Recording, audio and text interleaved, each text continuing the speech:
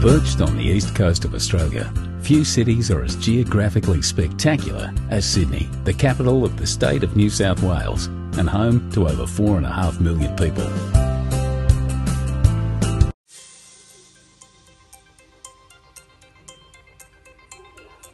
Australia is the largest country by area in Oceania and the world's sixth largest country.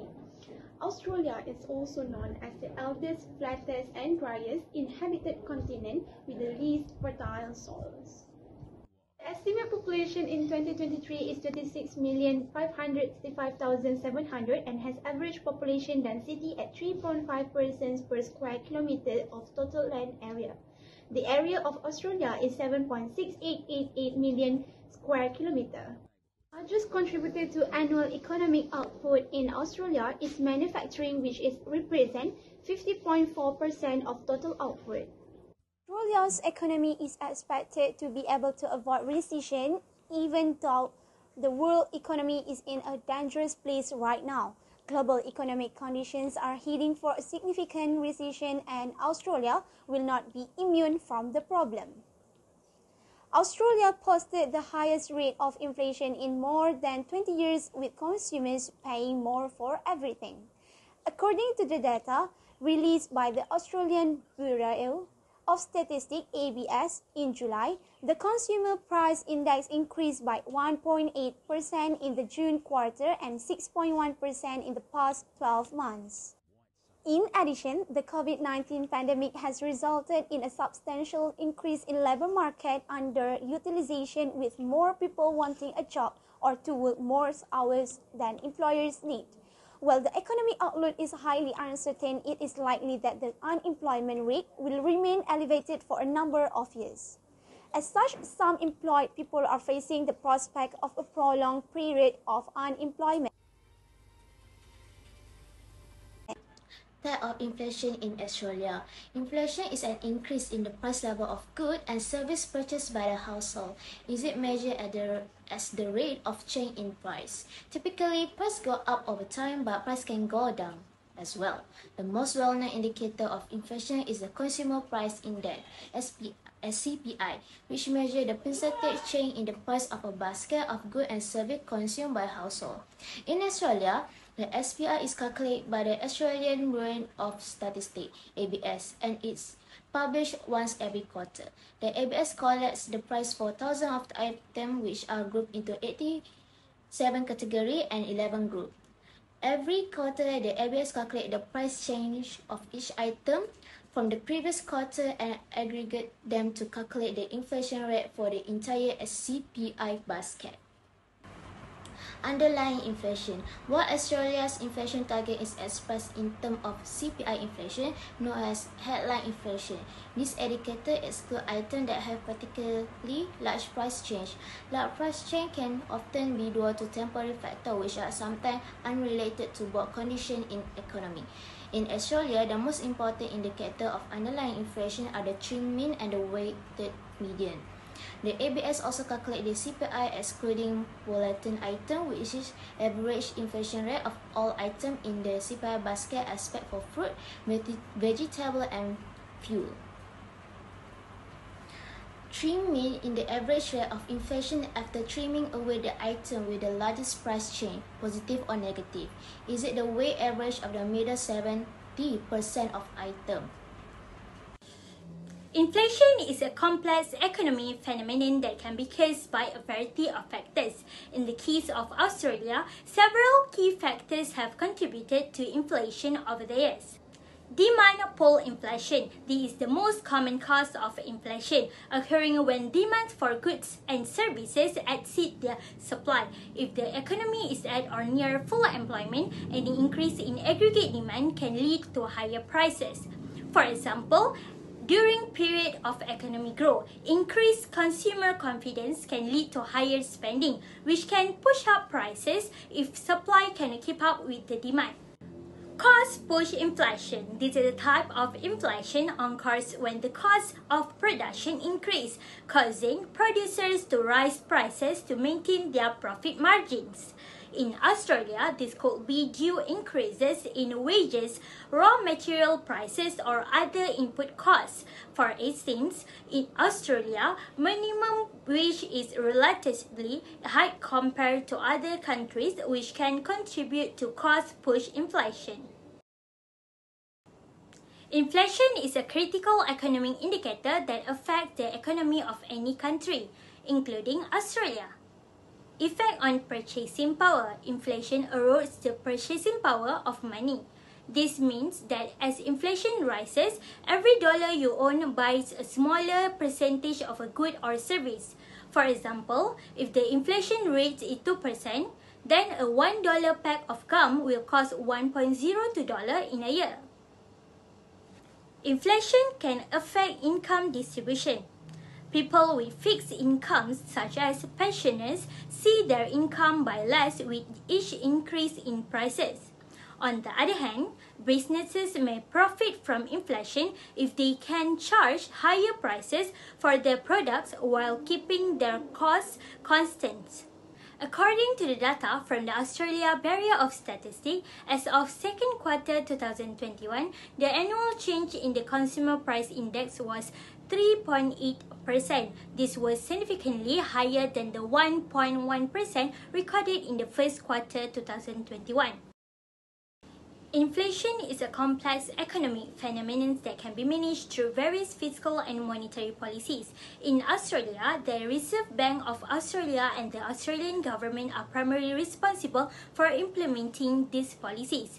Fiscal policy involves the use of government revenue collection and expenditure to influence the economy. The Australian government, through the Treasury, implements fiscal policy. Reducing government spending. One way to combat inflation is by reducing government spending. When the government spends less, it reduces the amount of money circulating in the economy, which can help to control inflation. This is because when there is less money circulating, people have less to spend, which can reduce demand for goods and services and therefore lower prices. Monetary policy involves managing the supply of money in an economy to achieve specific economic objectives like controlling inflation. The RBA implements monetary policy in Australia.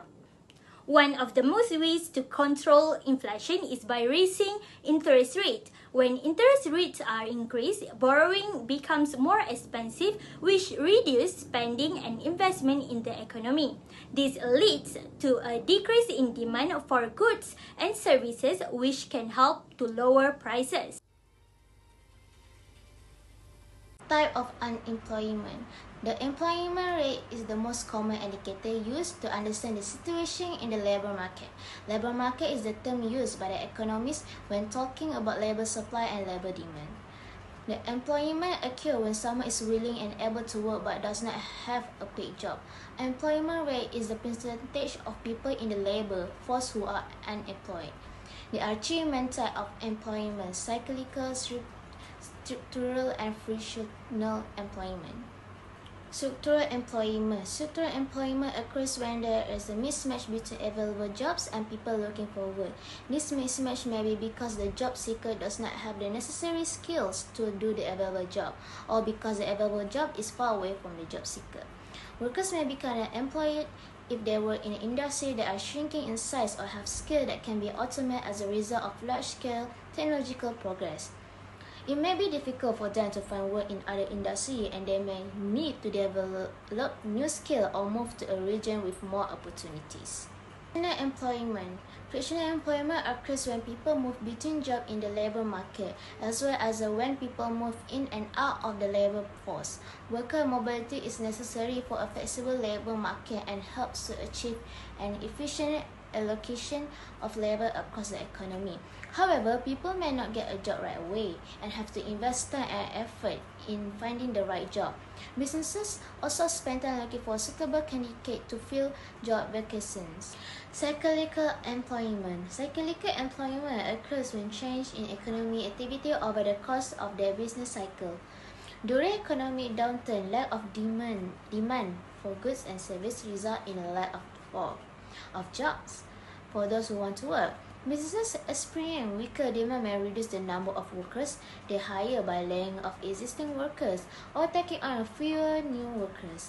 As a result, people looking for work will also. Unemployment is the situation where individuals want to work, however, are unable to find a job. There are many effects on unemployment on the individual, economic, and social. The longer a person is unemployed, the harder it may be for them to find a job. This could be because they lose skills and network. There is stigma associated with being long-term unemployed or because people become discouraged and leave the labor force. In addition, it is associated with lower incomes and financial stress. Australia reported that unemployment of the male puts pressure on the partner to seek employment, where the male has been the main breadwinner and the woman has been out of the workforce for a lengthy period. She may face significant barriers in returning to work. The male, more frequently being the main breadwinners, often creates a poverty trap as wife of unemployed. Men also tend to be unemployed. For economy as a whole, long-term unemployment reduces the effective pool of workers and increases the cost of welfare support. There are two types of measures to control the unemployment, which is fiscal policy and monetary policy. The goal of expansionary fiscal policy is to manage output and employment through increasing government spending and decreasing taxation. Lower levels of taxation lead to higher levels of disposable income and an increase in consumption. An increase in consumption results in higher aggregate demand and higher gross domestic product (GDP). Firms will respond to an increase in demand and higher GDP by increasing production, which requires more workers. Therefore, there will be less cyclical unemployment. Additionally, when there is strong economic growth and higher aggregate demand, there are fewer job losses because companies remain in business. The goal of expansionary monetary policy is to increase aggregate demand and economic growth through cutting interest rates. Lower interest rates mean that the cost of borrowing is lower. When it's easier to borrow money, people spend more money and invest more.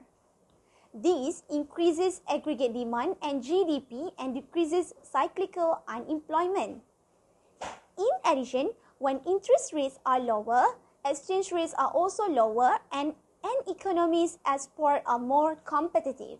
At the end, the probability of gaining employment is lower for people who have had longer employment spell. We find some advice of scaring from employment, which long-term employed people experience worse employment outcome relative to those who were employed for a shorter period.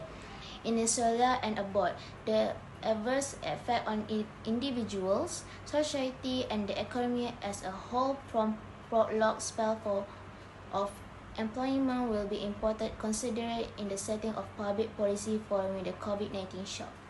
We agree that while the characteristics of the inflation target measure have changed, the underlying structure of the economy and the nature of shock have not.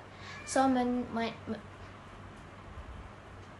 monetary policies still require stabilization of output over potential and buffering of unique inflationary shocks. Inflation targeting cannot be abandoned or fundamental re-engineered, but its practice may reflect of changing nature of inflation targeting, which with the incredibility of inflation, which is now strong, the certain bank is able to cover the constant change in commodity price and exchange rates.